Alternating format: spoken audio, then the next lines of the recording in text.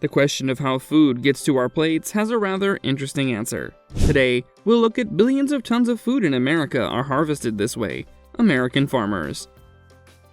Farming in America. There are more than 2 million farms in the United States, most of which are owned by farmers who work with their families. An advantage to this is that they can pass down information about their land, as well as how everything works on it to the next generation. But still, the small farm industry only makes about $350,000 a year before costs. It's only the top 3% of farms that make the most money. That is, they have an income of more than $1 million per year, and these farms mainly focus on one kind of crop. Not only that, some large agricultural corporations are also better equipped to handle volatile food prices. But at the end of the day, it's the farmers who do everything. What do farmers have to work with? In the United States, it's agriculture that makes nearly $400 billion in revenue every year.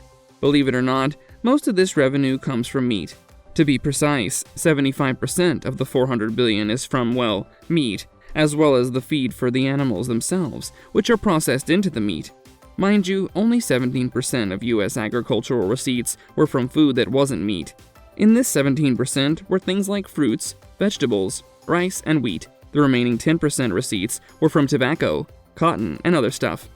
The animal feed made up 25% of the majority receipts in 2018. This feed was mainly corn and soybeans. Barley, oats, and sorghum were also used for the feed. All of this is presented to the animals by the people who basically run the whole thing from behind the curtain, the farmers. This may come as a surprise, but America's biggest crop is corn, with the United States being the planet's biggest producer of it.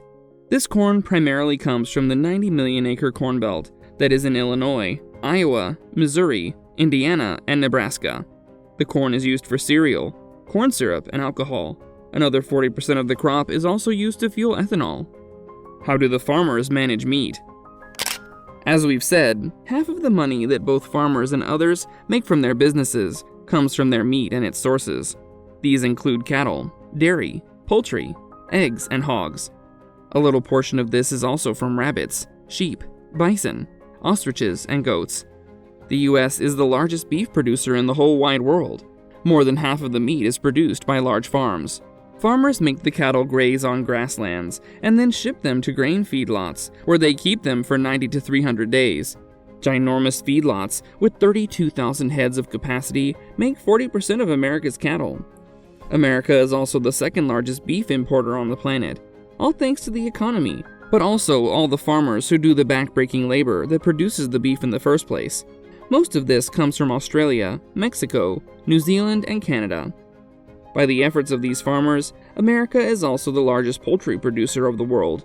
More than 15% of the entire poultry achieved is exported. The country is also the world's second largest producer of pork and holds the same rank when it comes to exporting and importing it. Before we continue, make sure to like the video and hit the subscribe button if you're enjoying it. Also press the bell icon so you don't miss out on any of our upcoming content. Now let's get back to what we were talking about. The role of farmers in industrial agriculture. The reason why America's farming industry is way up there when it comes to being good is because of how farmers do industrial agriculture. They pretty much use mass production techniques to make food. A big component of this is the monocultural growing of the same crop in the same large field, which farmers do masterfully. Then they use chemical fertilizers, feed additives, pesticides, and such to boost production. Between the years of 1948 and 2015, industrial agriculture doubled U.S. farm production. At the same time, the amount of land titled and the number of farmers went down by a handful of notches. If we go a bit further back, industrial agriculture was started by farmers in the 1900s after conveyor belts were used to dial up meat production. Then in the late 1920s, chickens became the first animals to be raised in economical but somewhat cramped facilities. Some decades later, farmers in the pork and beef business followed suit. In order to keep these animals from getting sick, the farmers used antibiotics. A while back, in 1951 actually, the Federal Drug Administration approved antibiotic use, as it also increased the weight gain of some animals. From estimates, we can see that 80% of all antibiotics are bought by farmers. However, there's one lingering concern, that this feeding animals with too much antibiotics could cause problems for humans. The problems mainly being the increase of antibiotic resistance in human communicable diseases in animals. The use of sustainable farming techniques. As a reply to the problems related to industrial agriculture, a lot of farmers are picking up some more sustainable techniques of doing their job. These sustainable agriculture techniques include environmental animals, as well as farmer protection into a profitable and also efficient business model. It takes methods that ameliorate soil health, reduce water use, and minimize pollution levels. It's called sustainable because it does not worsen the natural resources needed by the farming industry for the future. Sustainable farming pays homage to traditional methods, such as crop rotation. It leaves monoculture crops. It doesn't just improve the soil, but also keeps the farmer safe from price swings and/or diseases associated with single crop harvests. It also takes care of the soil with cover crops, mulches, and composts.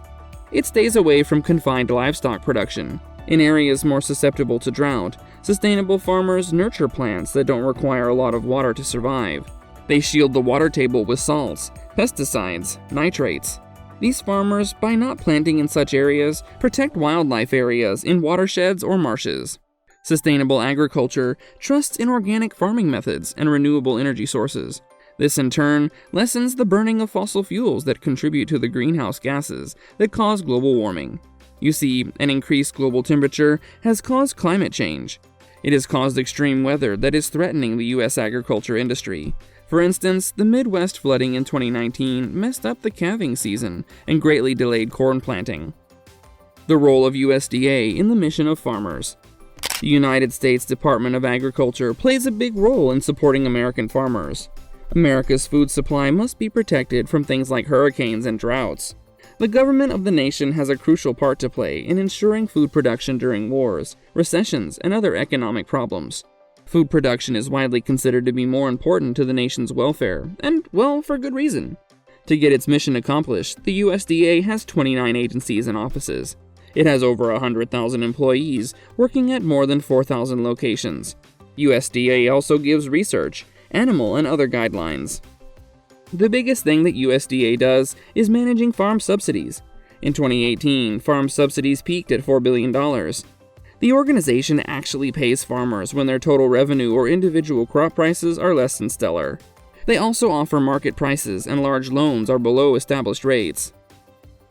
One example of them playing a helping role in such a scenario was when they offered resources to farmers who were taken aback by the opioid crisis. A survey from 2017 found that 74% of farmers were directly affected, out of which a great many were given relief. The USDA Farm Service Agency not only aids American farmers with loans, technical assistance, and the financial stuff, it also gives emergency assistance throughout outer America, which of course helps a whole lot when it comes to food production in general. Other than everything we've said, USDA also includes the U.S. Forest Service. It even manages the national forests and grasslands, and fights a growing number of wildfires. So yeah, USDA is there when you, especially farmers, need them. This brings us to the end of our video. Here was a look at how American farmers harvest billions of tons of food.